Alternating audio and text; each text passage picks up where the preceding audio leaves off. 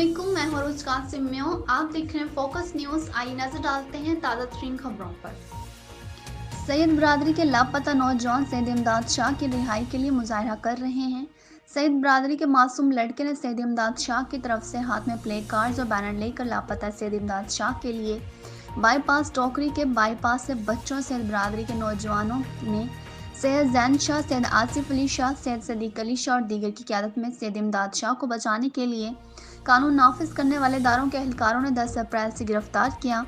मुजाहिरीन ने हाथों में प्ले कार्ड्स और बैनर्स उठा रखे थे। इस मौके पर मुजाहिरीन ने मीडिया से बात करते हुए कहा कि हमारे नौजवान का किसी कौम परस्त जमात या किसी तंजीम से कोई ताल्लुक नहीं है। इनका कहना था कि 10 अप्रैल की रात कानून नाफिज करने वाले इदारों के एहलकारों ने हमारे नौजवान को गिरफ्तार किया, जिसे 8 माह बाद भी रिहा नहीं किया गया। उन्होंने कहा कि हमारे नौजवान बेगुनाह हैं। उन्होंने वज़ीर आज़म इमरान खान, वज़ीर आला Syed Murad Ali Shah, supreme court, Pakistan army chief DI Larkana, SSP Larkana और दीगर ज़राए से अपील करते हुए कहा कि केस का नोटिस लेकर सैयद इमदाद शाह को गिरफ्तार करके रिहा किया जाए, हमारे साथ इंसाफ किया जाए, वरना मज़ीद एहतजाज किया जाएगा।